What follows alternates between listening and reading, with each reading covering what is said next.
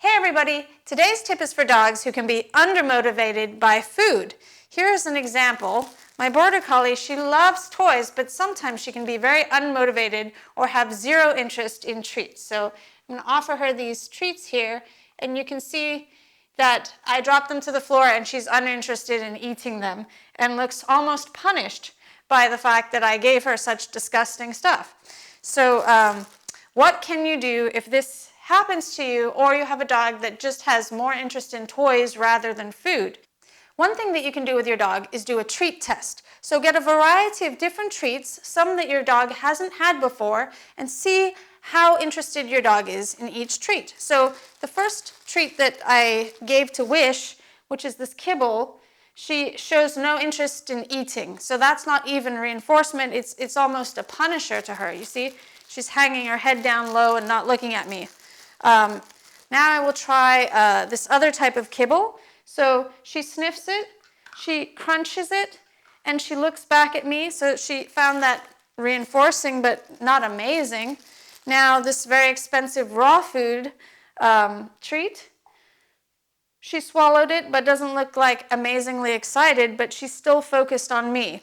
If you give your dog a treat and you're in a non-distracting environment like this room, this is the first kibble that I gave her. She ate it. If you give your dog a treat that they're not very interested in, you'll see that they eat it and they look away from you. So a signal that your dog is interested in the food is that after they've eaten the food, they say to you with their eyes, "More please," and that means that they will look at you or look at the treats. So that's the signal that you're looking for. Now, this last treat is boiled chicken that I made. And I know for a fact that Wish really likes the boiled chicken out of all of these treats. And the reason I know that is because she's the most motivated to eat this chicken. Once you've found a treat that your dog is interested in, I suggest doing a training session just before when your dog is usually fed, and that will make your dog more interested in working for food because he's already ready for his dinner. Now, if you have a dog that's very excited about food, you want to avoid times where your dog might be a little bit hungry. So if you had a dog very excited about food, then you would do the training session maybe after dinner, and obviously not work on very exciting tricks where your dog is moving a lot because they've just eaten their dinner.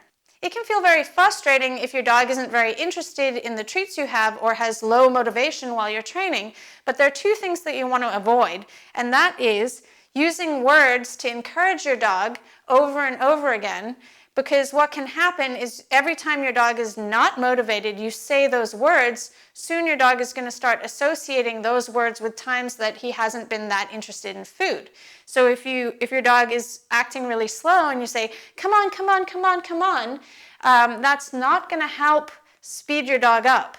It would help speed your dog up if you said "come on" and then threw a treat, or said "come on" when your dog was excited, at times when your dog was excited, because then that would help speed him up in the training session. But if you start nagging your dog or trying to encourage your dog verbally, it can actually be off-putting and sometimes even punishing to the dog.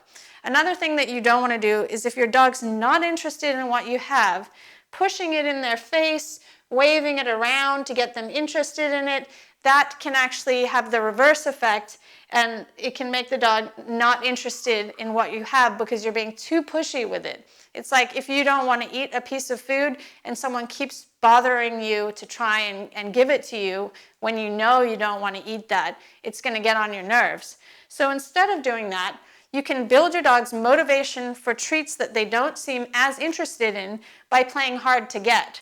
One thing you can do is put a treat down on the ground and walk away from your dog holding the treats like there's something very exciting, and you're playing keep away from the dog with the treats rather than going into the dog's space with them. So now they're seeming like something that you really want, and you're dropping one and then moving away quickly, guarding these treats up here like there's something amazing. You can even pretend to eat them. Oh, these are so good.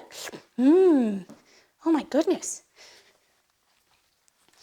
And you can see here that my acting is really working with Wish. She really wants these treats that she wasn't that interested in earlier. Another thing you can do is throw the treats. So you throw a treat, and you can even click your dog for going for the next treat. And you can add an exciting noise if you want, like ready, steady, whoosh. Awesome. And now you can see that Wish is quite excited for these treats. Hey, Wishy.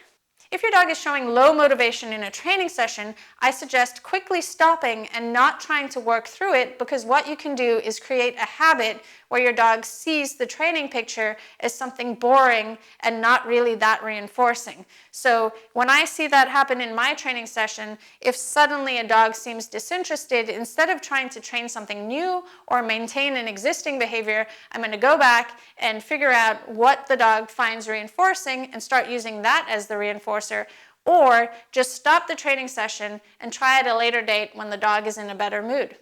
Hope you enjoyed this tip. Don't forget to subscribe, like, and leave a comment to show your support. Bye!